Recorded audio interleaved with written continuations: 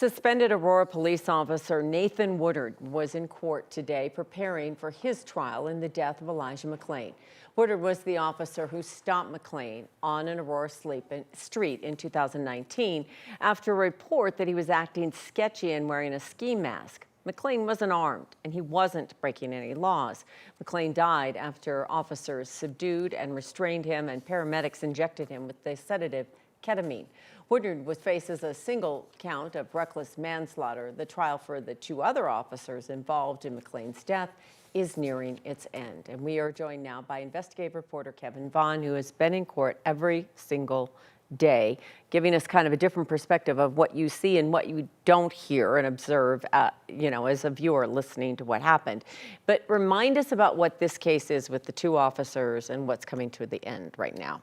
So officers Randy Rodema and Jason Rosenblatt are charged with reckless manslaughter and second-degree assault. They were the second and third officers to arrive after Officer Nathan Woodard confronted Elijah McClain.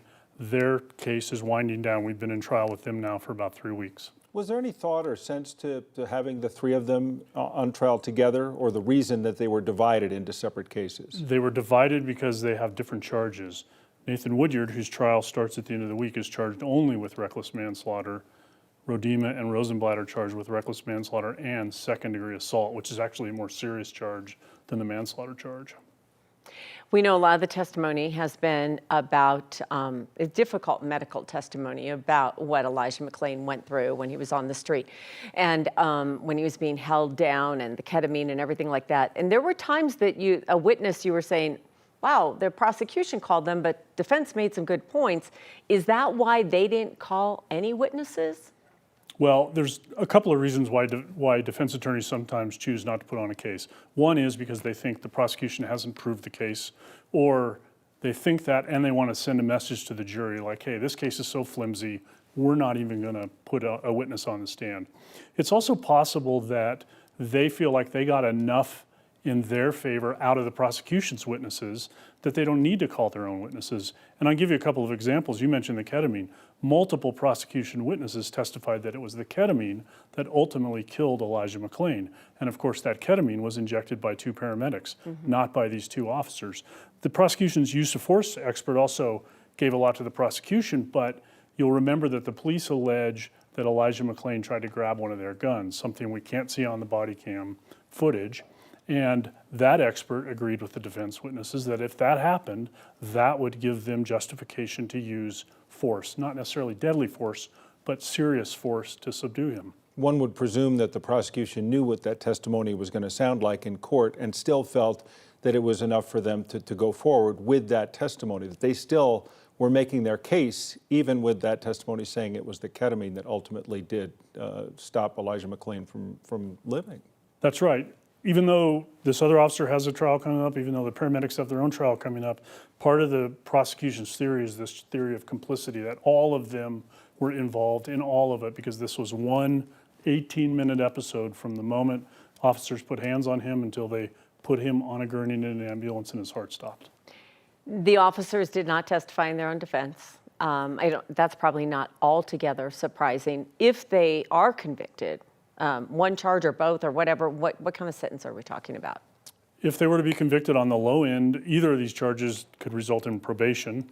On the high end, it could be up to 16 years in prison. So it's a big range. And again, that's the big if. It goes to the jury and they decide whether they're guilty. And then if they're guilty, the judge will decide on that sentence. Now you talk about it going to the jury, no court today, but tomorrow we're expecting things to wrap up as far as the case itself being presented? Yes, the jurors are expected in the courtroom about 10:30. The judge is going to first read the jury instructions. That can be a lengthy process. Sometimes I've seen those go an hour and a half. And then there may be a little break, but at some point, closing arguments start. The prosecution gets 70 minutes. Each of the two officers' attorneys get 40 minutes, so that's 2.5 hours of closing argument. And it's important to note the prosecution gets the last word, so they can split up their 70 minutes however they want. They can do 35 and come back after the defense has said everything it said and get 35 more minutes to make their case. And the reason they get the last word is because they have the burden of proof. The Woodyard case opening up, it's supposed to be held in a vacuum, but would a verdict in this first case, if it came during his trial, during the Woodyard trial, would that have an impact? You'd have to think so from a human side, but is it supposed to be antiseptic to that?